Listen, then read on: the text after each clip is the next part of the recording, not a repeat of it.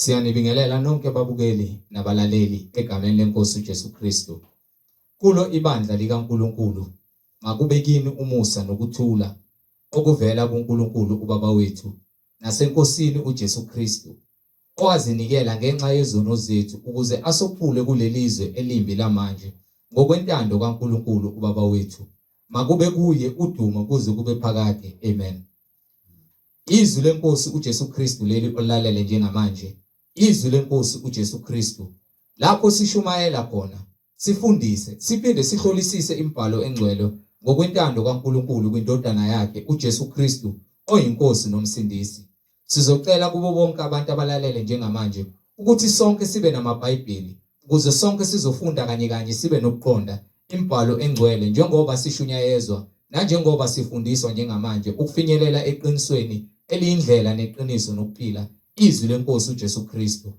Kulabo bafuna ukubhabhadiswa egameni lika Jesu Kristu, nalabo abanemibuzo mayelana neBhayibheli, nalabo abanesambulo uJesu Kristu esezembulile empilweni yakho, wakunika ubufakazi ukuba uthule kuzo zonke izindlebe ezilalele eziyimisele ukuza ebungcweleni naseqinisweni elinguKristu Jesu, ukuba nixhumane nathi kule mniningwane esoyishiya njengamanje. Ngizoqala nge-email address la ungakwazi ukuxhumana nathi khona ethi izwilenkosi.ujesukristu@gmail.com, izwilenkosi.ujesukristu@gmail.com, no my cell phone number, no my WhatsApp number la ungakwazi ukuxhumana nathi khona ethi 066 566 9245, 066 566 9245.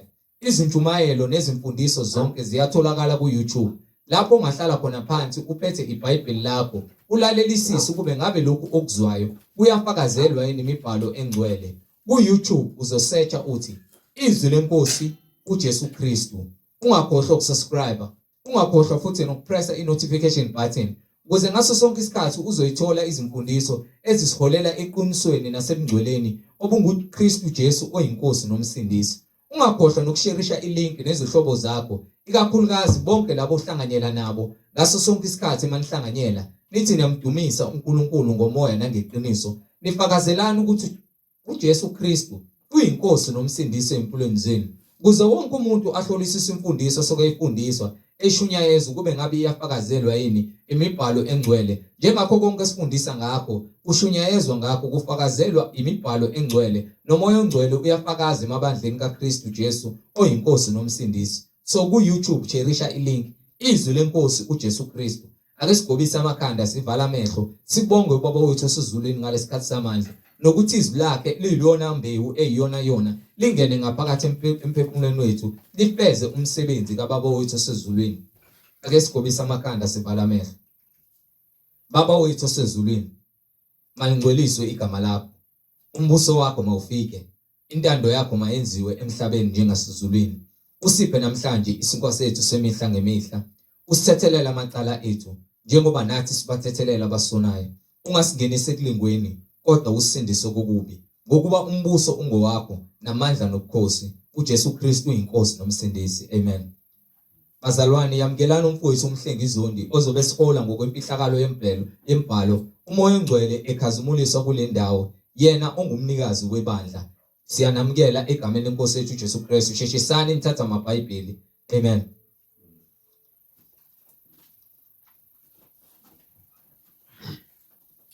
Ngibingelela bazalwane egameni lenkosi uJesu Kristu umnini mandla onke, inkosi yokuphila, uNkulunkulu wangonaphakade.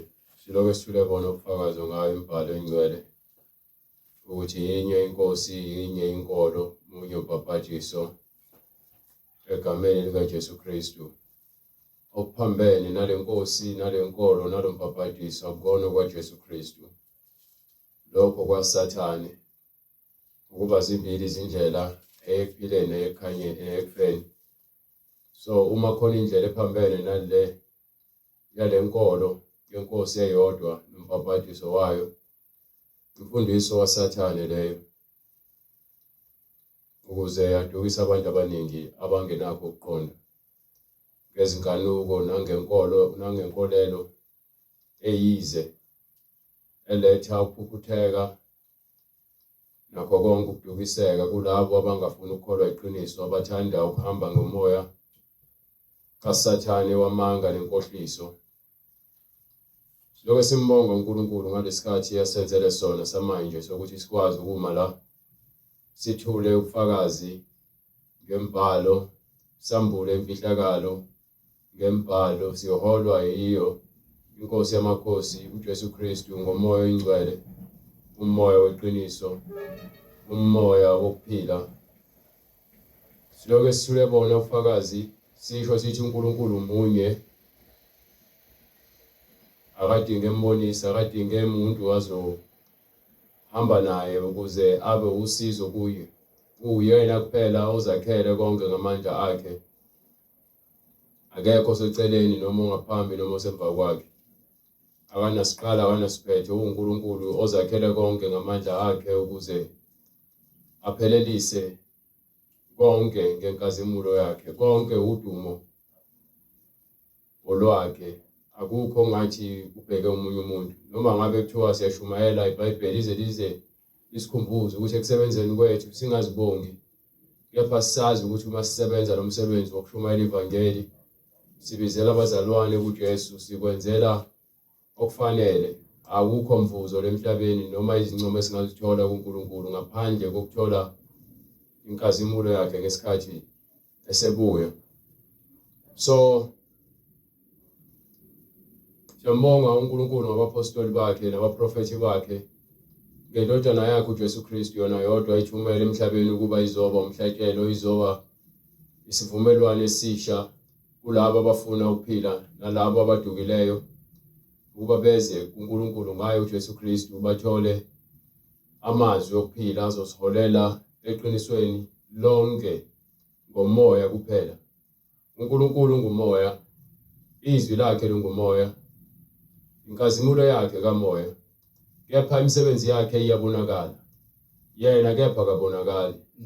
Noma ekhona lemhlabeni ngesikhathi uJesu ephakathi kwabantu, ababonanga uNkulunkulu, babona indodana yakhe ayikhazimula kuyona. So ngesikhathi ekhuluma uJesu ukhuluma uNkulunkulu kuyena. Yonke into ayenza uJesu wayenza ngamandla kaNkulunkulu. Akukho azenzelayo yena ngokwakhe nangokuqonda kwakhe. So abantu ababekholwa amazwi kaJesu nemisebenzi yakhe uNkulunkulu ayisebenza kuye uJesu Kristu.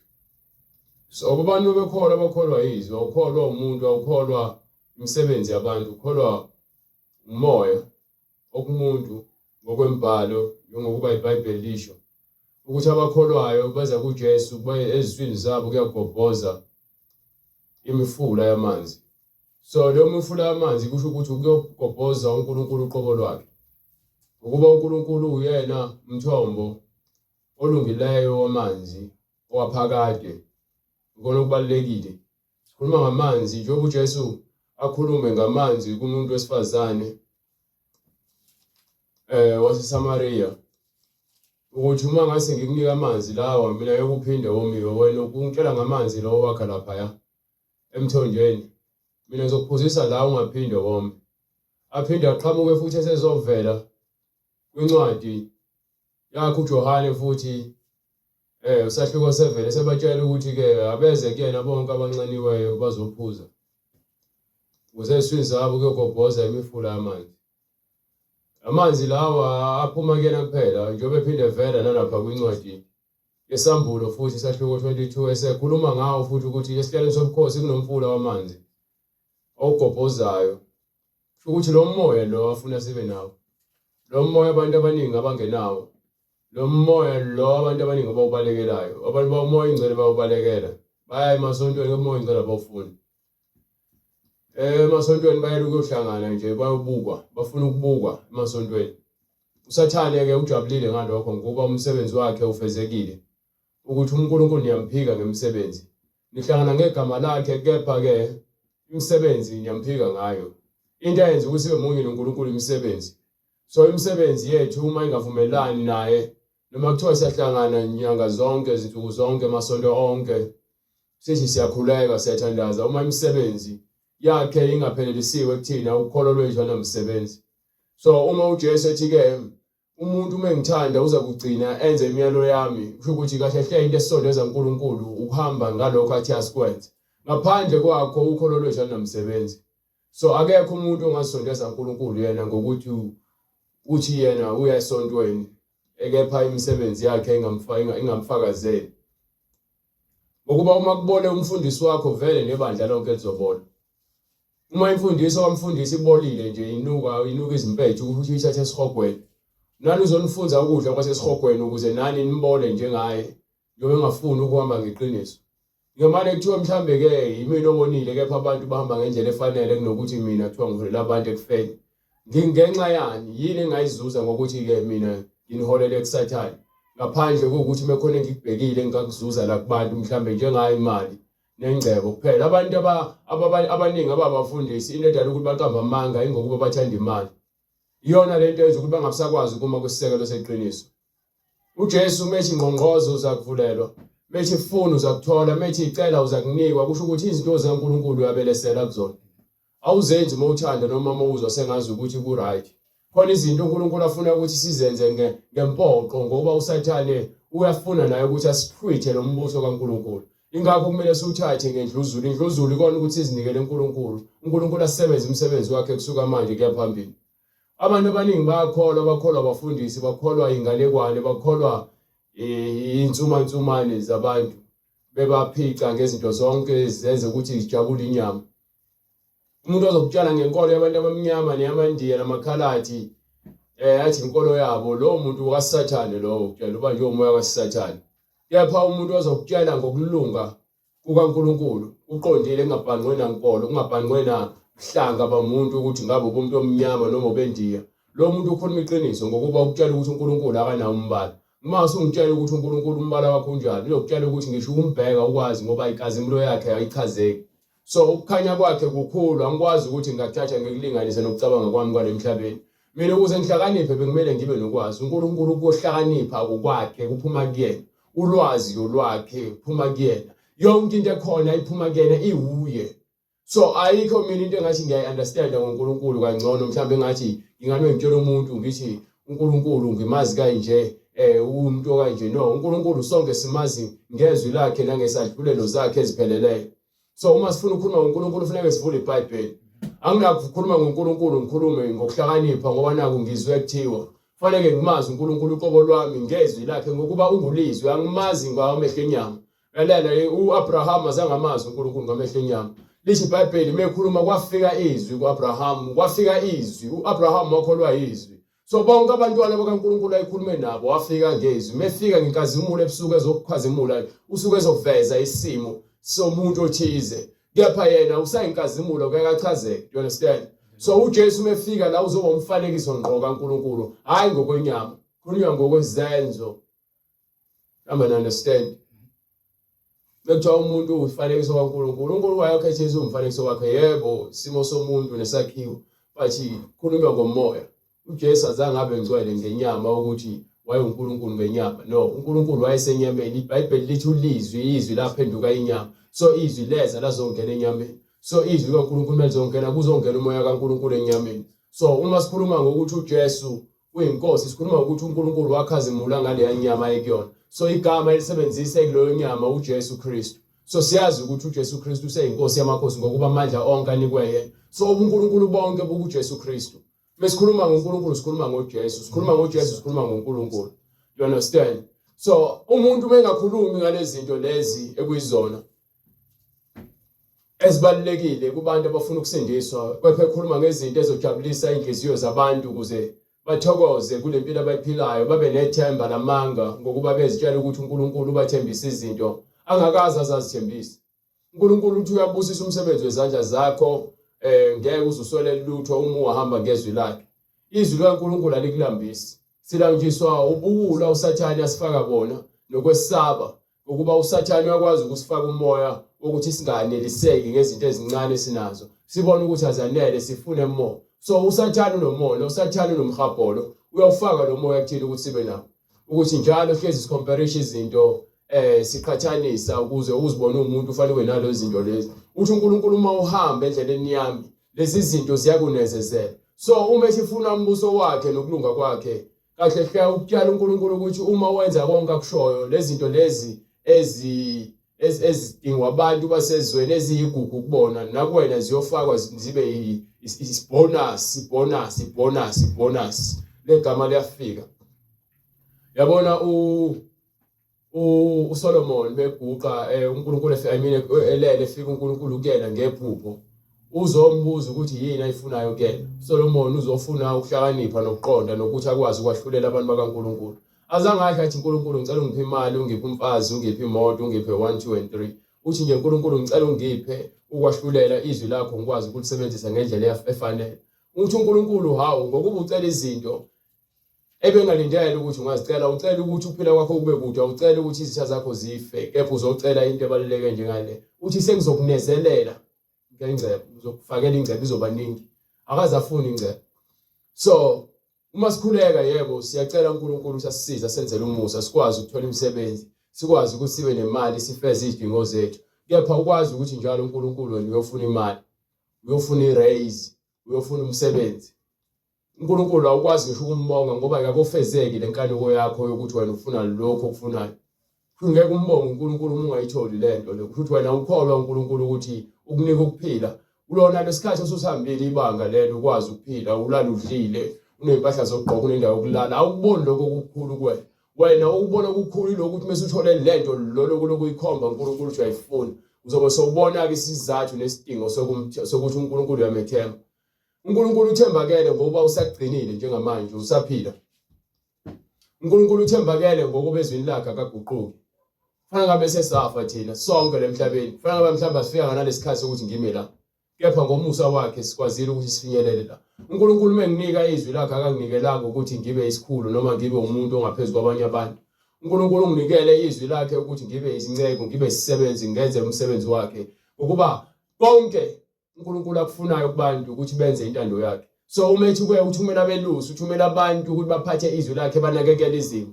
Abantu abakholwayo bayizimvu zikaNkulunkulu. Umuntu benikwe amandla ukuthi aphathe izwi, akangathathi lelo thuba lelo lisebenzise ukuze yena enze inzuzo ngalelo thuba lelo, ngokuba usibekela umlilo nintukuthelo embi kuNkulunkulu ezokwehlela kuyena.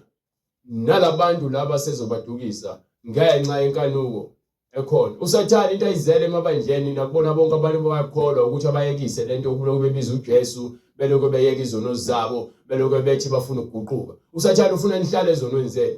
Usathana ufuna nihlale emasontweni amanga. Usathana ufuna nihlale ningakhulumisani nabanye abantu. Usathana ufuna nihlale nizondana. Usathana ufuna nihlale nihlebana. Usathana ufuna ukuchitheka igazi. Ufuna kuhlezi kukhona ububi nechaos usathana. So le ndaba yokuthi uthona usathana uneme ngokukholwa kwakho nangenza into zakho udlala ngesikhathi. Usathana usempini enzima, azi kahle ukuthi isikhathi sakhe asibekelwe sifishane. Umele ukuthi iBhayibheli wehlele emhlabeni ethukuthele ngoba uyazi isikhathi sakhe asibekelwe sincane. Uyazi kuthina singathi isidi isikhathi usathana kulokhu uJesu uyabuya. Uthi usuku olulodwa lifana neminyaka eyinkulungwane, unyaka eyinkulungwane ifana nosuku olulodwa. Sikakuqeda usuku noNkulunkulu thina. Bese liphelele usuku kuphela kwakho konke ngoba sekushona ilanga, sekuyalalwa, sekuyavalwa yonke izinto. So sithola umusa. Enomusa ngikwazi ukuthatha kancane mina. Nakelilodwa ilanga ngithi hayi yabona uNkulunkulu uyaphuza ukubuya. So ngisengadakwa ngihambe ngiyofeba ngiqhubeke ngiqamba amanga. Ngisengadlala ngabazalwane ngibakhohlisa. Khona abantu abaningi abagcwele ukudlala kakhulu. Bagcwele umoya wokudlala.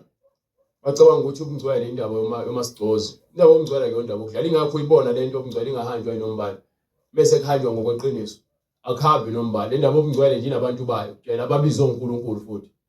So laba babizwa uNkulunkulu abazanga kumina, abazanga kumhlenga, abezanga nomunye umuntu beze uNkulunkulu. Bona bajabuliswa ukubona abafowabo abahamba nabo. Ukuthi nangu umfowethu engihamba naye. Ujabuliswa ukubona abantu abathanda iqiniso njengaye. Abajabuliswa yimina ukuthi ngibala ngishumayela.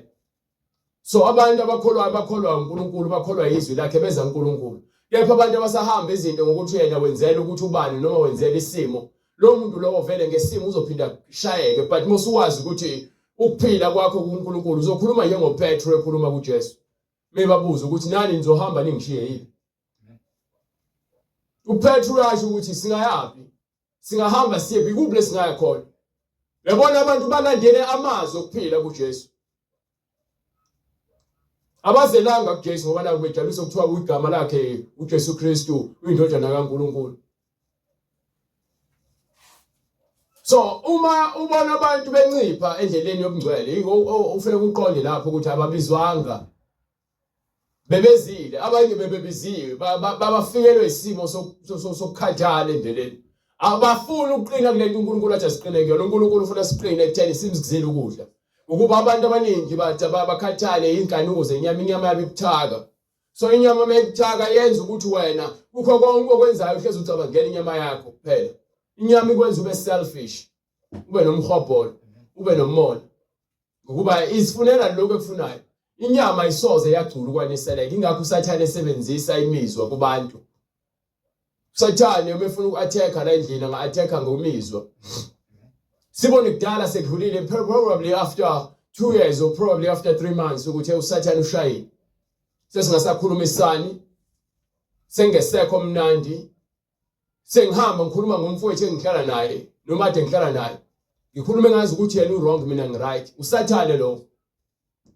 Yabona uNkulunkulu uthi methi izithobeni, uNkulunkulu uthi ke uma ukuthi umfowenu wonile abuya azoxolisa mxolele.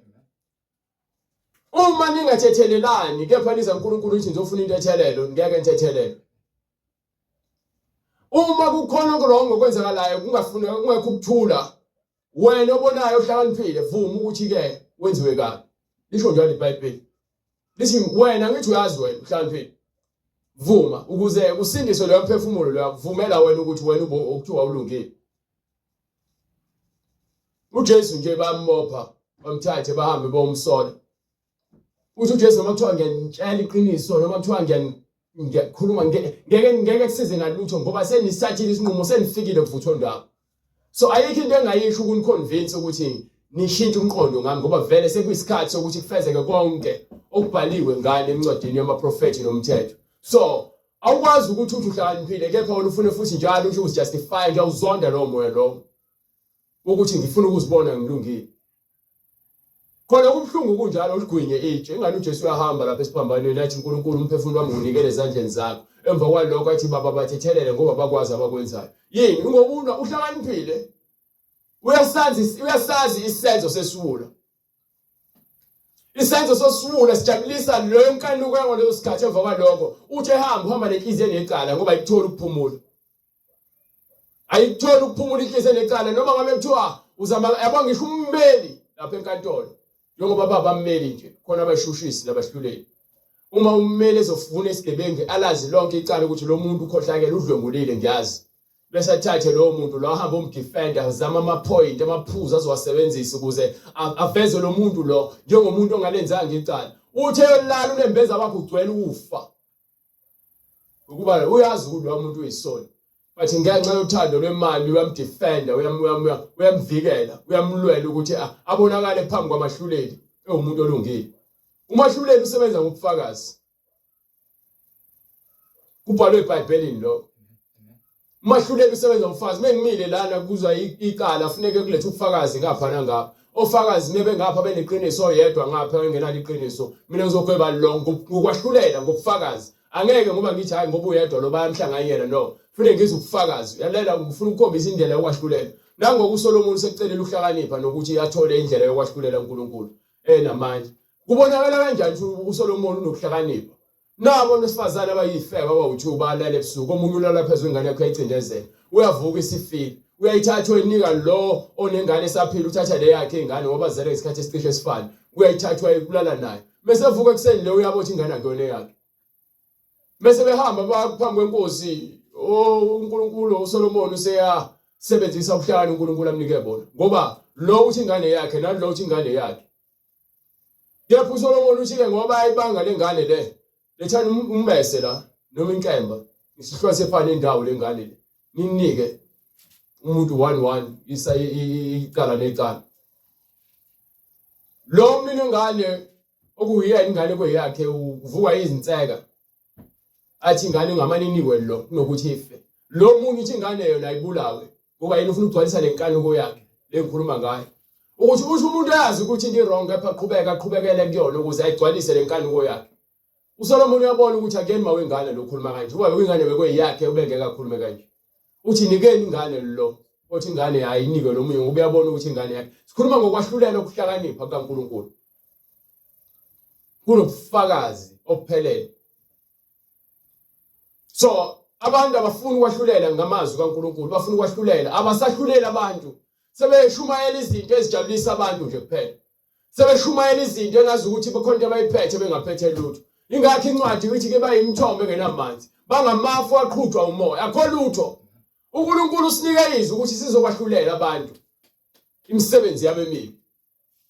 So iBhayibheli malithi ke ungahluleli ukuze longezikwahlulela ukukhuluma ngokuthi wena ke ungasashumela ngesono. Kanti abantu bazohamba kanjani botshela abantu ukuthi baphendukele uNkulunkulu mekuthi ngebatshela ukuthi ke lokho nikwenzayo akhambisana nentando kaNkulunkulu mekuthi lithi iBhayibheli ingahluleli ukuze ningezikwahluleli. Akasho uJesu ukuthi wena uNkulunkulu akahluleli kepha ukwahlulela kunikwa yena. Ukhuluma ngani? Bezophinda athi futhi yena mina ngahluleli umuntu kepha amazwi ongakhuluma ayiwona yakwahlulela igcineni. Okusho ukuthi yizwi kahle hle kumele silisebenzise ngendlela efanele ukuze sikwazi ukwahlulela. Ngokwenyama ngikwazi ukwahlulela ngoba ngiyisoni nami. Kepha ngokukamoya ngikhuluma izinto zikaNkulunkulu ezakhe kuphela izinto ezokwazi ukuthi sisebenzise ukuze sikwazi ukwahlulela ngendlela yakhe ngoba sikhulumela yena. Izwi lakhe silikhulumayo liphuma kuyena ngikhuluma ukuhlakanipha kwami. So abafundisi nabaprofeti nabapostoli abaningi bamanga bathanda izikhundla bazoqufa bafutha imqala emasontweni. Bajabulisa ukuthi bangena imali emakhaya ingane zabo ziyafunda ingane zabo zenza noma ngabe yini. Khona indoda le eBhayibhelini kwakuthiwa ubani uEli. Wena amadodana ayekhohlakele ngesikhathi sika Samuel. Le ndoda le yayumpriest kepha amadodana ayekhohlakele. Incwadi yaSamuel sahluko incwadi uqala kaSamuel. Ungangicalela nje ngizoyizwa ungiqala ungiphe nje usahluko. Incwadi uqala kaSamuel sahluko 2.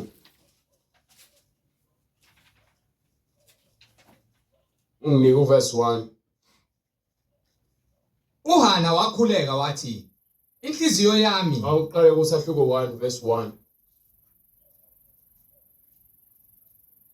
kwakukhona umuntu Ramathayimi Sofimu lasezintabeni zakwa-Efrayimi ogama lakhe lalingu-Alkana indodana kaJorohamu ka-Eliya kaTholu kaSufi. Awuhambe incwadi yabahluleli. Incwadi yabahluleli.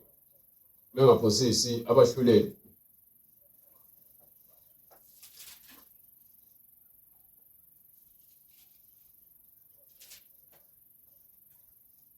Incwadi yabahluleli ufuna isahluko 20 bengaphosisi.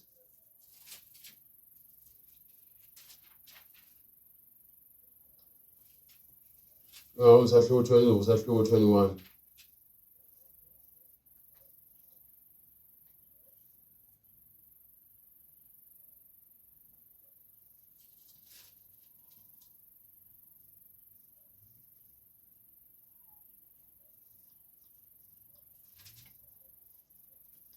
Base bephuma bonke abantu. Incwadi abahluleli isahluko 20 verse 1. Base bephuma bonke abantu bakwa-Israyeli. Ima.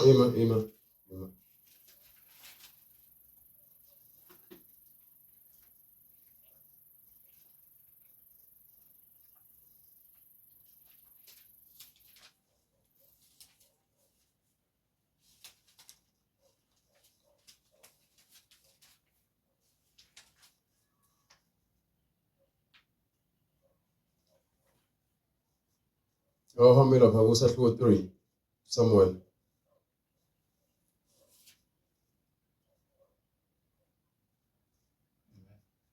From verse 1. Umntwana uSamuel wamkhonza uJehova phambi kuka-Eli. Izwi 'lingavamile ngalezo zinsuku. nombono wawuyivela kancane. Kwathi ngalezo sikhathi uEli ecela endaweni yakhe, amehlo akhe ayeqala ukufiphala, waze wangaba nakho ukubona. Isibani sikaNkulunkulu sasingakacimi. uSamuel elele ethempelini likaJehova, lapho kwakukhona umphongolo kaNkulunkulu. uJehova wambiza uSamuel wathi yena, ngilapha. Wagijima kuEli wathi, ngilapha, njengokuba ungibizile. Wathi, angikubizanga, buya ulale. Wahamba walala. uJehova waphinda wambiza uSamuel. uSamuel wavuka waya kuEli wathi, ngilapha, njengokuba ungibizile. Wathi, angikubizanga ndodana yami, buya ulale. Kepha uSamuel wayengakamazi uJehova, nezwi likaJehova lalingakambulelwa kuye. uJehova wambiza uSamuel ngokwesithathu. Wavuka waya kuEli wathi, ngilapha, njengokuba ungibizile. uEli wayeseqonda ukuthi nguJehova ombizile umntwana. uEli wathi kuSamuel, hamba ulale. Kuyakuthi uma ekubiza usho ukuthi, khuluma Jehova, ngokuba inceku yakho iyezwa. Wayesehamba uSamuel walala endaweni yakhe. uJehova wafika wema, wambiza njengakwezinye izikhathi. Ezinye izikhathi, Samuel, Samuel. uSamuel wathi, khuluma, ngokuba inceku yakho iyezwa. uJehova wathi kuSamuel, bheka, ngiyakwenza into kwa-Israyeli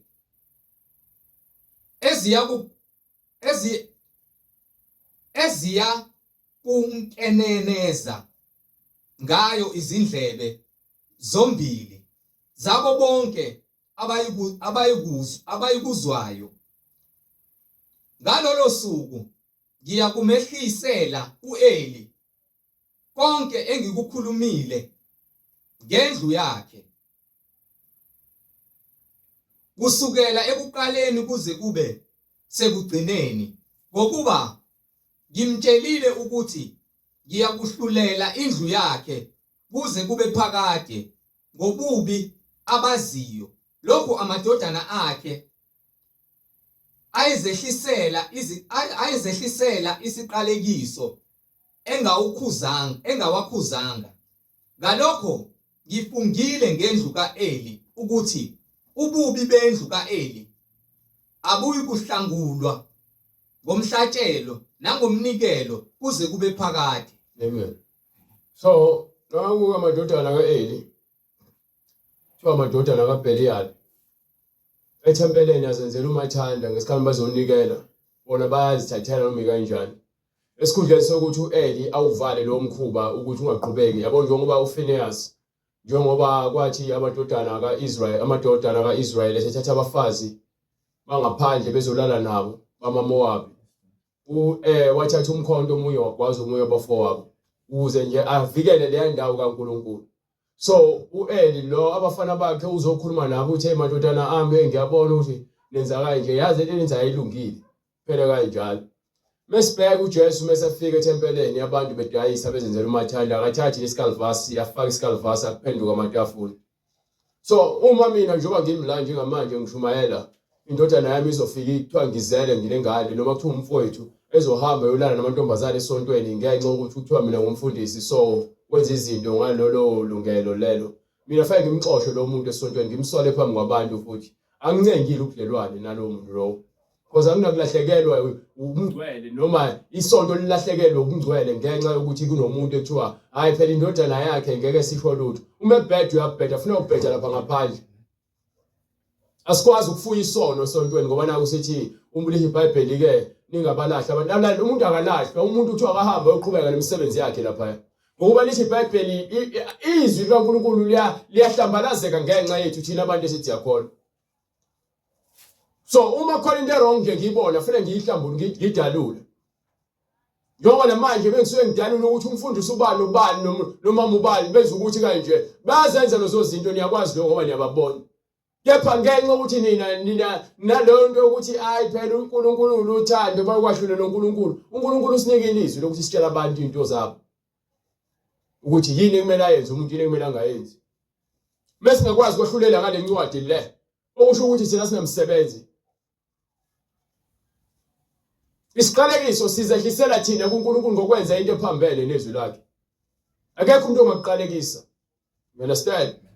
Akekho umuntu ongaqalekisa noyedwa. Ungaziqalekisa ngokuphuma endleleni kaNkulunkulu. UBalaki ulanda uBalaam. Uthi uBalaam azoqalekisa abantwana bakaIsrael. Bekusebenza kwabanye abantu abangenayo uNkulunkulu. Kepha kulabo abakhethiwe uNkulunkulu ngeke bakwazi ukuqalekiswa. Angikhathali noma kuthiwa umthakathi ongakanani. uNkulunkulu uma ungakuyena ngeke azakwazi ukukuthinta uSathane. Ingakho lokho evele ethamba umisa ialtare lapha ya ufike ungilinde khona asabe siyoma lapha uma izindawo ezu6 noma ezingaphezulu kwa6 afika babusise because uNkulunkulu ukhulumile nawe wathi awunakubathinta abagcotshiweyo baba.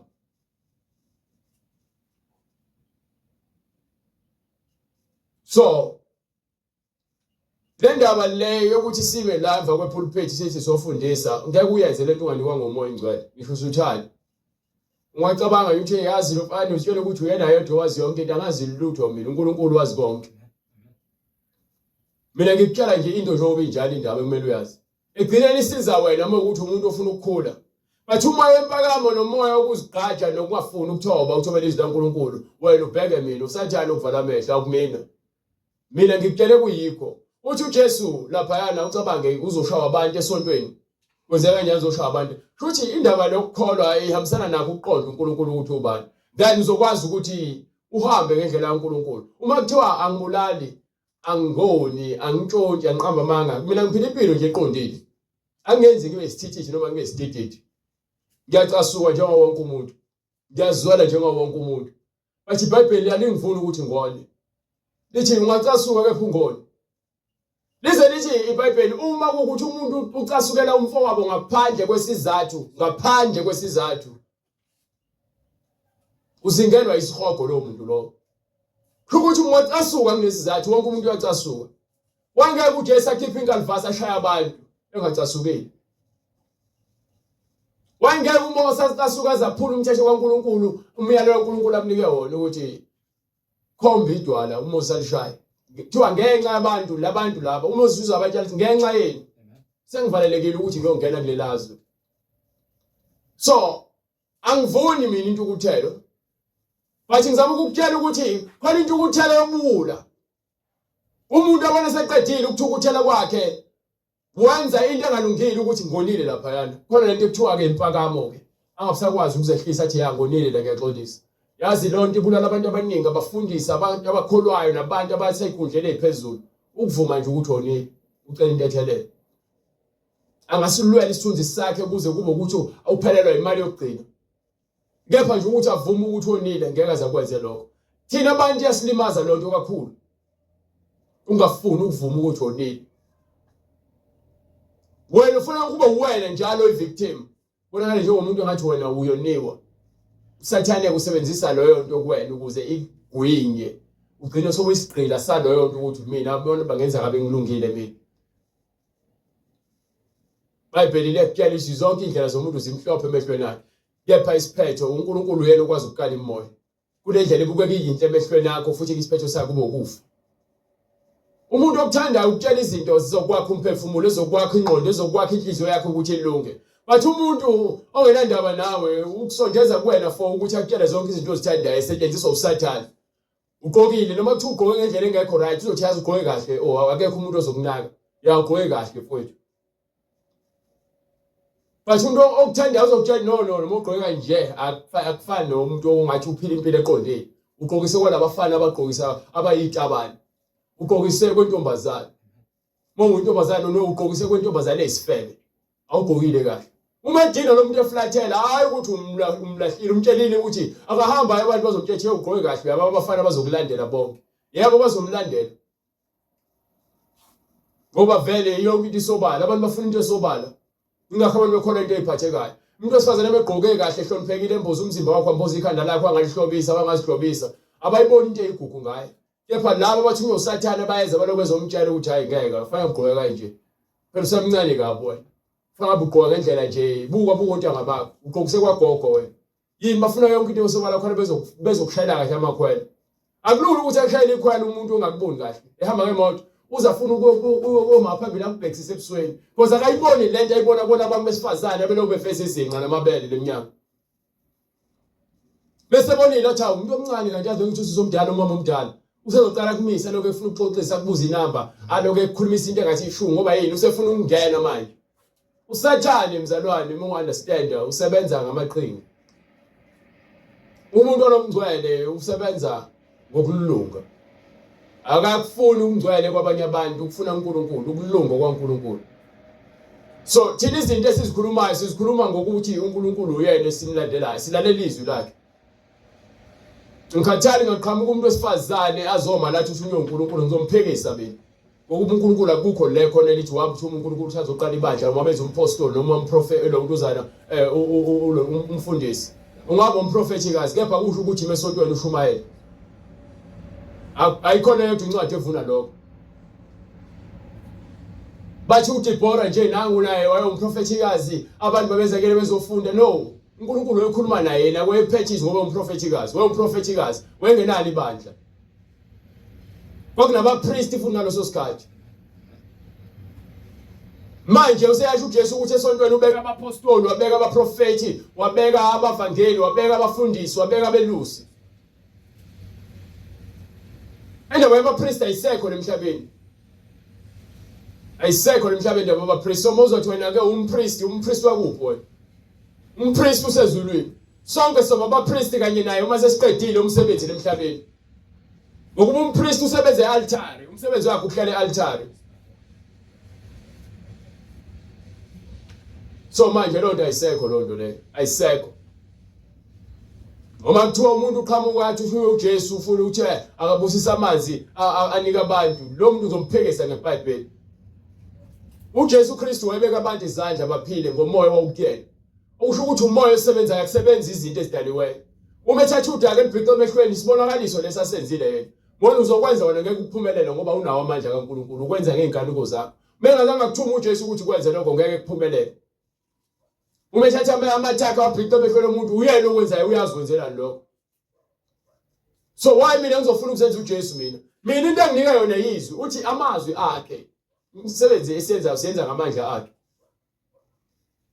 bathi lento yokulunga kakhulu ukuze ufune wena uzilinganise noJesu iyona lento yenza nizingcinise niphume endleleni yokukhohlwa ukuthi wena ubizele ukungcweleni ukuthi uzolalela izwi kaNkulunkulu lenze senifuna ukuzenza abantu abalinganayo noNkulunkulu ithi incwadi yaLuka lapha yasahluko 4 verse 18 ukwahlulela kwaNkulunkulu njengoba umuze ekhuluma lapha kuEli umpriest uthi kepha izoshaya indlu yakhe yonke you understand ukuthi wathi sekufika isikhathi sethu amaFilisti esemisele ukuthi azolwa nabantwana bakaIsrael baphuma baye empini afika afa amadodana kaEli omabili seksenjalo wathwala izindaba lo wesephuma empini wazotshela uEli ukuthi hayibo ialtare ilontuzana umphongolo uthathiwe bese ke befika kuyena ezwa leyo ndaba leyo aphinde ezwe futhi ukuthi namadodana akhe afile avela aqethe uko nesihlala afe naye le ndaba le ifike kumkakhe abafana bakaEli amakhosikazi abo ababeganwe yibona bese fika lezi ndaba nabo bayafa kwisahlulelo sikaNkulunkulu sibulala yonke lento ayishilo ukuthi izokwenzeka iyenzeka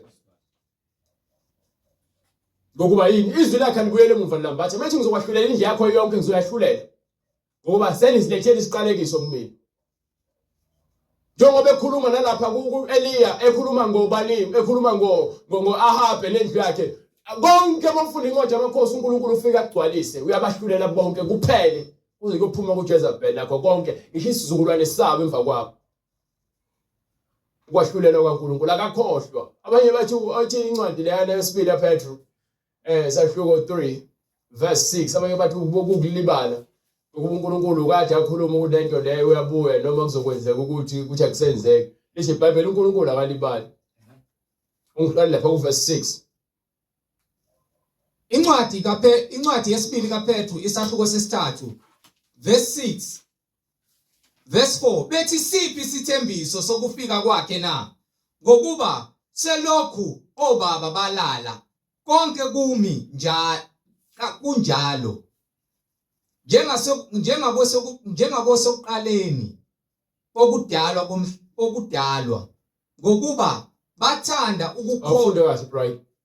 Bethi siphi isithembiso sokufika kwakhe na ngokuba selokhu obaba balala konke kumi kunjalo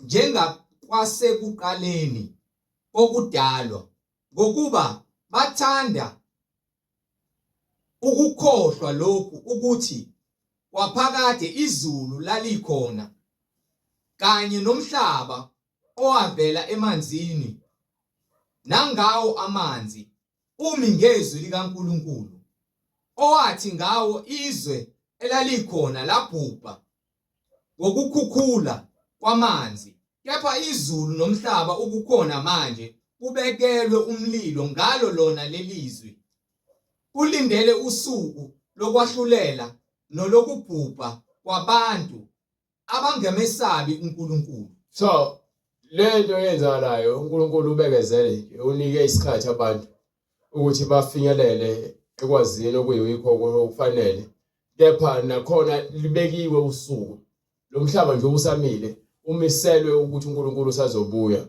azokwahlulela abantu abangamesabi uNkulunkulu. Lo mhlaba umi ngezwi umi ngomoya kaNkulunkulu nalo mdala wabhubha futhi ngalo izwi uNkulunkulu alikhulumile kuno kepha manje ubekile lo mhlaba usabhubha ke manje ngamanzi njengesikhathi sikaNoah kepha manje usebekele intukuthelo yabe khona ngomlilo athi uphenjiwe umlilo entukuthelweni yakhe phansi kwabafileyo oza kuhangula uqede bonke abantu abangamaphika nkani. So le ncwadi liyafakazela ithi ke manje kodwa bathendekayo maningakhohlwa lento yinyo yokuthi kuyo inkosi usuku lunye lunjengeminyaka eyizinkulungwane nokuthi iminyaka eyinkulungwane injengosuku lunye.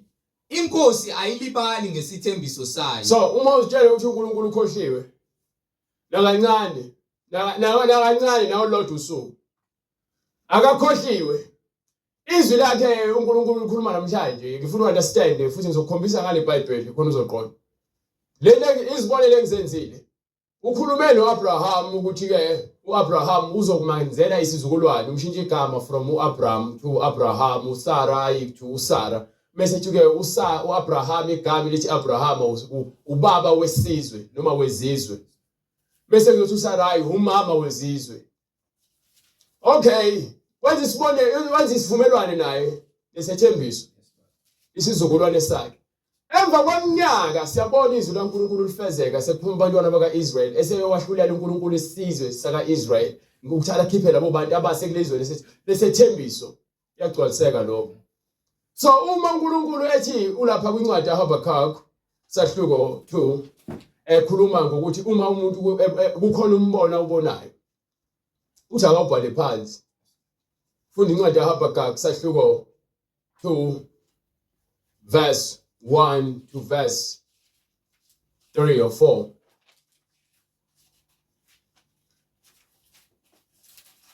Yazi ngakuphi? Iyona leyo ncwadi leyo Habakuk sahluko 2 lo uphethe. Ngiyakuma endaweni yami yokulinda. Nayo ke indaba oqala nje into ofuna uyifunde uNkulunkulu. Yabuza uthele umprofeti ngizakuma endaweni yami yokulinda ngicule enqabeni ngikhangele ukubona ukuthi uyakukhulumani kimi ngilindele ukuthi uNkulunkulu yini aza kuyikhuluma kimi. Futhi uNkulunkulu ufanele simlinde yena azambule not ukuthi thina simxheshe noma simfake ipressure ukuthi enze lokho esikufunayo. Sifanele ukufunda ukulinda nokuthi ngiyakuphendulani ngokusola kwami. Uma ke sengisolwa ngiza kuthini? uJehova wangiphendula wathi uNkulunkulu wayesemphendula wathini? Ulobe umbono. Uma kukhona umbono obunikiwe ulobe phansi. Uqophe ezibhebheni ukuba ufunde kalula ukuze umuntu ozofika aqonde imbhalo. ngokuba umbono usengowesikhashana Umbono ungowesikhashana. esimisiweyo. You understand? uNkulunkulu ufika kuSamuel uzomnika umbono. Uzomahlulela ngezinto asezikhulumile vele komunye umprofeti kuEli ngamadodana akhe nendlu yakhe. Kepha kwenzeka ngaleso sikhathi uthatha isikhathi umbono ungowesikhashana noma ungowesikhathi esibekiweyo. Uphuthuma ekupheleni. Kepha wona unendawo la uya khona. Awuyikukhohlisa Futhi awusoze waqamba amanga umbono oqhamuka kaNkulunkulu. noma ulibala. Noma ke ulibala ungafiki ngesikhathi esilindelekile. Ulindele. Wenze njani? Ulindele Lindela umbono kaNkulunkulu. ngokuba uyakufika nokufika. Ngokuba egcineni uthi uNkulunkulu konke akushilo kuzokwenzeka. Konke akushilo kuzokwenzeka. Awuyikwephuza. Futhi ngeke uzuphuze bese ufikile ngeke uzuphuze. Bheka Bheka. umphefumulo wakhe uziphakamisile. Ayibambe lapho bengifuna ukutshela labo abazitshela ukuthi uNkulunkulu ulibele. uNkulunkulu akalibali futhi akakhohlwa. Inkosi ayilibali ngesithembiso sayo.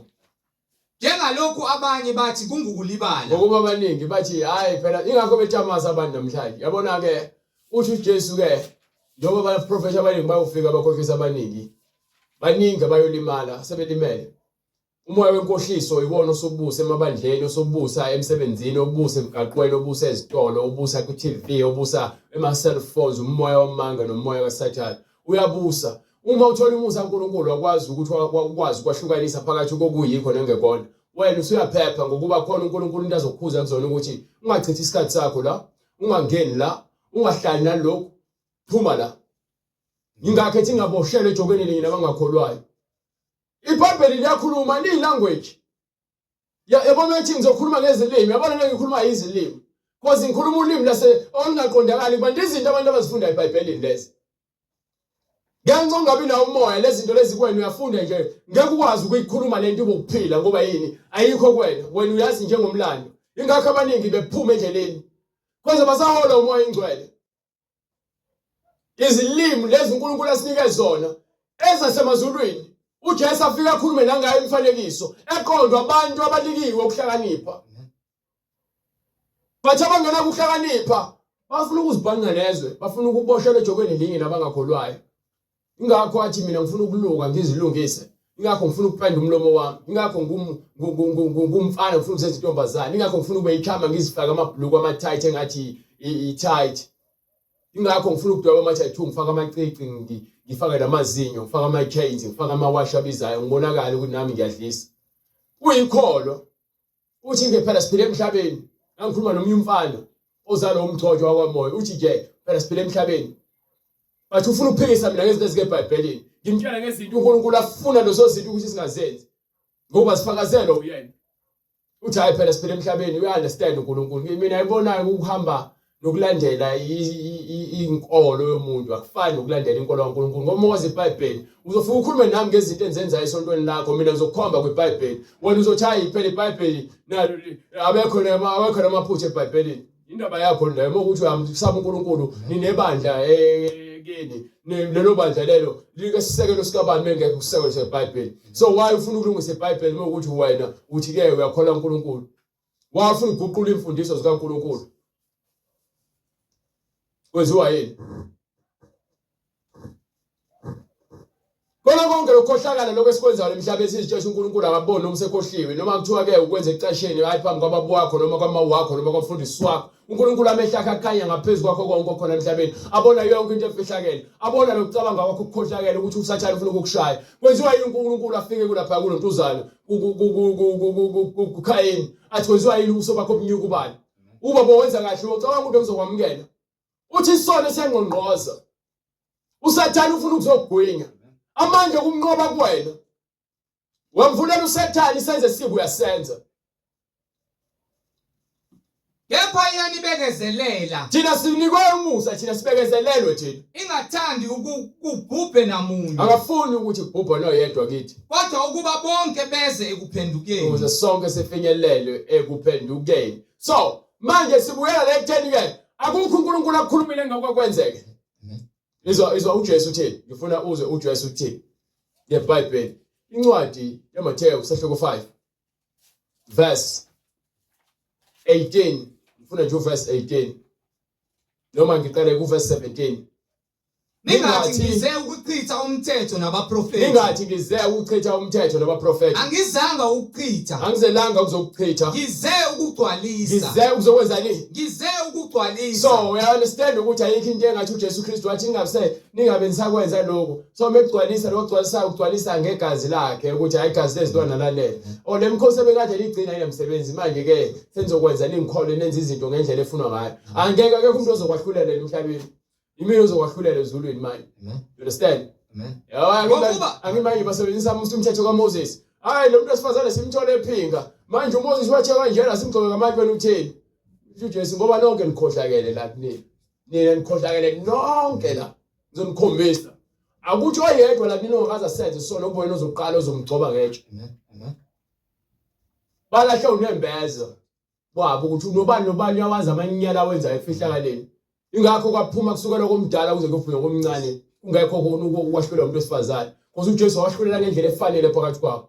Uthi nina nijabulela ukuthi ngifuna ukugcoba abantu ngabanye nabashisa nabalengisa emthini. Nina nani nikhohlakele. So uyakuthatha ukwahlulela emhlabeni ukuthi abantu bangabisazahlulele emhlabeni. Bahlulele ezulwini. Ingakho athi impindi iseno ngeyakhe. So anginaki ukuthi mina ngizothi phela ngithi umthetho kaMose uthini lalela mawungambulele hlala phansi uthule ube nencasula ngoba ngithanda uthathe ezinto enifuna eBhayibhelini niyeke izinto ezibalekile. No nivika ngoMose nivika ngoJohane uMbhapatisi. Ngoba niholo moya ingcwele nezihola nina.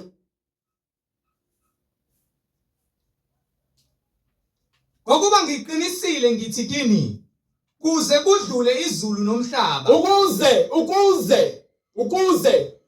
kudlule ngaphambi kokuthi kudlule izulu nomhlaba akusoze kwadlula gama linye nasicashana sinye somthetho. So lezi namhlanje igcwalisekile lelo nje njengoba ekhulumile ethempeleni emile ethempeleni lapha kwincwadi yaLuka chapter 4 verse 18. Lezi namhlanje lagcwaliseka njengoba ngimpula yonke imibhalo ngikuvezela ukuthi uNkulunkulu konke akukhulumile kuyenzeka kusazokwenzeka futhi. Umoya weNkosi uphezulu kwami. Umoya weNkosi uphezulu kwami. Ngokuba ingigcobile ukuba ngishumayele ivangeli kwabampofu. Ingithumile ukumemezela. Ukukhulula kwabathunjiweyo. Nokubona kwabayizimpumputhi. Labo abangaboni abahamba balibona iBhayibheli kepha baboni bayizimpumputhe. Nokuhlenga abacindezelwayo. Nalabo ababanjwe abaprofeti bamanga nabafundisi bamanga. Nokumemezela unyaka omusha. Manje siwizela enkosini uJesu Kristu ngezwi. Qhubeka. Wayigoqa incwadi, wanika isikhonzi, wahlala amehlo abo bonke ababesesinagogeni amgqolozela. Waqala ukukhuluma kubo ethi, namhlanje ugcwalisekile lo mbhalo ezindlebeni zenu. Yes. Bonke bamfakazela bemangala ngamazwi omusa aphuma emlonyeni wakhe. Bathi, lo akusiye indodana kaJosefa na? Wathi kubo, nempela niyakusho kimi lesi saga sokuthi nyanga zilaphe wena. Okay, lembhalo yagcwaliseka usuku nosuku uthi ngaphambi kokuthi kudlule ukuze kudlule umhlaba nezulu. Uthi lapha kwincwadi akukho nelilodwa igama elisemthethweni noma ngabe lingakanani eliyakudlula noma liyokwela phansi ngaphambi ukuthi konke akukhulumile ngezwi lakhe kwenzeke. Ukuba uthi njengokuba amazulu ephakeme nezwi lakhe nendlela yakhe nokucabanga kwakhe kunjalo. Uthi uma ekhipha izwi alibuyele emuva lilambatha kufanele ligcwalise konke akushilo. So uma ungakholwa ilezinto uNkulunkulu akutshela zona ukuthi akakhohliwe phela nje ukuthi usinike umusa ngoba akafuni ukuthi kube khona noyedwa ozolahlekelwa ukuphila kwakhe. Lapha abaningi bacanga ukuthi lento lena nje iyakhuluma indaba omdlalo. Le ncwadi lena kutshela mina yona kuphela incwadi le efakaza yonke into esiyenzayo ngaphansi komhlaba engangabazeli lutho engadidiseki kulutho. Yona incwadi ekutshela ngenhliziyo yakho nokububi bayo. lencwadi le ungayizonda uzonda abantu bakhuluma ngayo bathi yona lencwadi bese kunikela uNkulunkulu uyakwambulela yena uqobo lwakhe. Mina ngincence abantu ukuthi bakhole noma ngincenga abantu uNkulunkulu uthi ubanike umusa. Umusa uJesu akangasinikisi ukuthi hambe sincenga abantu ukuthi basindiswe. Uthi hambani nenze abafundi izizwe zonke. Umuntu ofuna ukuba umfundi uyazilandelela uJesu. Ngitshelile nje ngivula ngiqala inkonzo ukuthi abantu babemlandela uJesu kepha abanye bamlandelela ukudla ngoba bebona izibonakaliso. Abo bekhona uyena bamlandela ngenxa yezwi elalikuyena. Kwakukhona abafundi bakaMoses, abafundi babaFarisi, khona abafundi bakaJohane uMbhapatisi kubhalwe phansi eBhayibhelini. Ngapha abafundi bakaMoses abahamba ngoMoses ababekholwa nabaprofeti babona uJesu kuyena lo umprofeti bonke abantu abakhuluma ngaye. Ingakho omunye wabapostoli ahamba utshela umfowabo ukuthi hayi uyena lo okhuluma ngaye uKristu. Lo muntu wesifazane uyabona ukuthi hayi uthi umuntu wesifazane lo waseSamaria silinde umprofeti ukuthi uKristu uyena uza kusitshela zonke izinto. uJesu uthi uyena lo okhuluma naye. Esamambulele umuntu wesifazane. Liveza futhi iBhayibheli ukuthi umuntu wesifazane akakwazi ukudivorce. Ingakho uJesu athamba olanda indoda yakhe athi anginayo indoda athi uqinisile ngoba nalo hleli naye ngiyona indoda yakhe. Lamadoda amahlanu usube nawo akona wakho kepha lo wokuqala. Ile khona umuntu wesifazane adidiseka inhliziyo yakhe ishaye uvalo ukuthi kanjani. Jesu amtshayela ukuthi wena lo wokuqala uyena yena laba abanye akubona usuphinga. Ngiyasola ngathi umprofeti usho umuntu wesifazane. Uhamba yothola ubufakazi azangaze ayoshumayela. So niyadidiseka phakathi kokushumayela nokuthola ubufakazi. Khona abantu uJesu abanike izambulo azangathi ivuna namabandla niba bashumayela. Uthe hambani utshela abantu izinto enizibonile. Lo muntu wesifazane wahamba utshela abantu izinto azizwile ngoJesu. Wabuya bebuya abantu beze kuJesu bona. Bathi asikholwa ngoba sizwe ngawe, sikholwa ngoba sizwele thina kuyena. Hlezi ngitshela abantu ukuthi ungathatha ubufakazi bomuntu benze kube inkolo yakho. Woza kuwena kuyena lokubizileyo. Woza la. eBhayibhelini. Nizosindiswa ngokupheleleyo. Ngoba ningi bagcwele YouTube asafuna ubufakazi namhlanje. Ngempela ubufakazi ngoba khona kulobufakazi khona nobamanga. Awusakwazi ukwahlukanisa ngoba vela unawo umoya ingcwele. Ngaphambi kokuvula komhlaba konke kufanele kwenze kokubhalwe phansi eBhayibhelini. Then umhlaba uyakuvezela iBhayibheli ukuthi uzobhubha kanjani. Kuyona lencwadi kaPetru sahluko 3. Yebo usuku lenkosi liyakufika njengesela. Usuku lenkosi liyakufika njengesela. Mhla amazulu ayakudlula Mhla amazulu ayakudlula ngokuhlokoma. Uyakusha konke. Yeyizwe indaba. Bidlike. Uthi amazulu lo mhlaba lo ubekelwe ukwahlulelwa ngomlilo. Amazulu ayakudlula ngokuhlokoma. Kubhidlike nomhlaba nemisebenzi nayo yonke into esiyenzayo emhlabeni, imigwaqo, amabhilidi, yonke into esiyenzayo igugu kuthina esijabulisayo. Uthi uNkulunkulu uza kuyishisa egcineni kwakho konke uzophela ngakho. Understand? Go ahead. Njengoba konke kuya kubhidlika. Njengoba ke konke kuza kuphela kanjalo ke. Kumele ukuba nibe ngabantu abanjani ekuhambeni okungcwele. Umbuzo lo ophinde futhi ube statement. Nasekumesabeni uNkulunkulu. Nibheka nilangazelele ukufika kosuku lukaNkulunkulu. Ayakubhidlika ngalo amazulu ashe.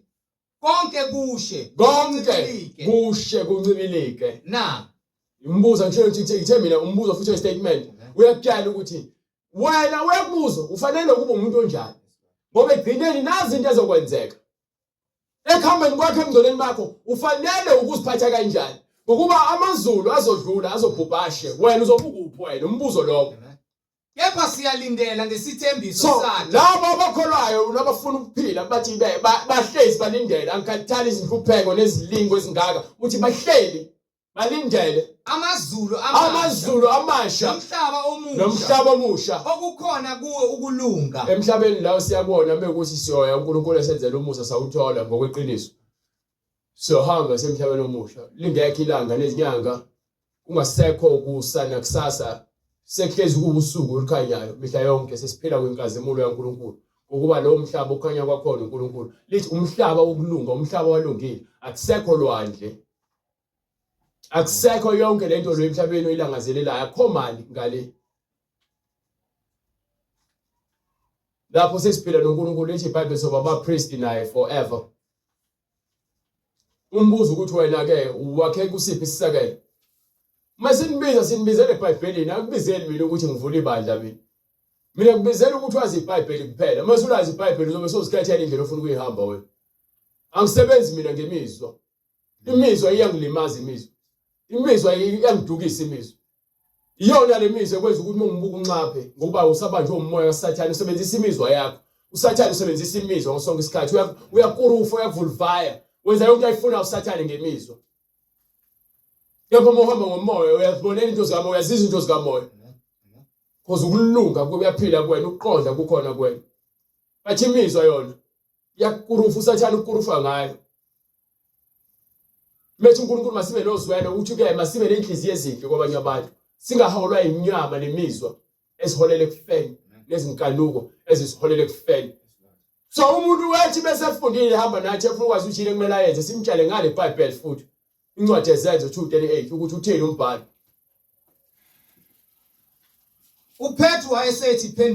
uPetru wayesethi phendukani yiloyo naloyo abhaphathizwe egameni lika Jesu Kristu kukho ukuthethelelwa kwezono zenu yes khona niyakwamukeliswa isiphiwo sika moya oyingcwele ngokuba isithembiso ngesenu lesithembiso ngesele sabantwana benu esabo bonke abakude bonke inkosi uNkulunkulu wethu eyakubabiza wafakaza nangamanye amazwi wathini zisindiseni kulesizukulwane esiphambeneyo so efakaza ngamanye amazwi amaningi ekhuluma lokuthi abantu abasindise ukwanjalo isinqumo ngempilo yakho thatha isinqumo ngempilo yakho impilo ofuna ukuyiphila thatha isinqumo ngempilo yakho ofuna ukuyiphila yipi impilo ofuna ukuyiphila mofuna ukuphilela uJesu uzothatha indlela kaJesu yona ephelele engenalutho engadingeki lutho siyambonga uNkulunkulu ngalesikhathi bonke abafuna ukubhabhadiswa baza kusithinta kulemniningwane lo ebona ku screen uNkulunkulu evumile wayenza indlela uzosenzela umusa sikwazi ukufinyelela kuwe noma wena ufinyelele kithi ungene emanzini ukuze uphile impilo yomngcwele njengoba uNkulunkulu eseyenzile indlela yokuthi ufinyelele eqinisweni kumusa wakhe ukuthi uzofike ufice lesikhathi so ungakuthathi kancane lokho thathe nje ukubone ukuthi intando kaNkulunkulu uyenze siyambonga uNkulunkulu ngakho konke asenzele kona uJesu Kristu inkosi siphinde sibonane ngokuzayo egameni lakhe brother Nkosinco usiba umkhuleko uNkulunkulu namandla Jesu Kristu waseNazaretha siyabonga Jehova ngokubonga sesigcinile sasiphilile umusa wakho uNkulunkulu namandla siyacela Jehova ngcwele uNkulunkulu usilungise inhliziyo zethu Jehova ngcwele suse wonke imoya kaSathane imoya yamadimoni konke ukuhlasela kwaSathane Jehova ngcwele kube uwe uNkulunkulu udalwe nomhlaba uhlanzayo uNkulunkulu namandla kube nguwe Jesu Kristu waseNazaretha osiklenzayo uNkulunkulu namandla siyacela Jehova ngcwele uNkulunkulu ifiye yakho uNkulunkulu ingasuki kuthina Jehova ngcwele kepha hlale izwi lakho uNkulunkulu namandla sikusabe Jesu Kristu waseNazaretha siyacela kuwe ususe yonke imoya yenkanuko imoya yobufebe uNkulunkulu yakho konke ukungcola uNkulunkulu namandla imoya yamanga uNkulunkulu yenkohliso imoya yenzondo namaqhubu nakho konke ukungcola Jesu Kristu waseNazaretha kube uwe uremovayo konke ukungcola uNkulunkulu namandla uSathane uNkulunkulu anganqobi kepha kube nguwe uNkulunkulu osilwelayo Jehova ngcwele ngegazi lakho Jesu Baba siyacela konke lokho egameni lenkosi yethu Jesu Kristu sikhulekela nabo bonke abazalwane ngokuhlukana kweindawo zabo uNkulunkulu namandla kuba kube nguwe Jehova ngcwele uNkulunkulu obapha amandla uNkulunkulu ikhathi zonke Jesu Kristu waseNazaretha bahlale izwini lakho balifunde izwi lakho siyacela konke lokho egameni lenkosi yethu Jesu Kristu kuze kube phakade amen.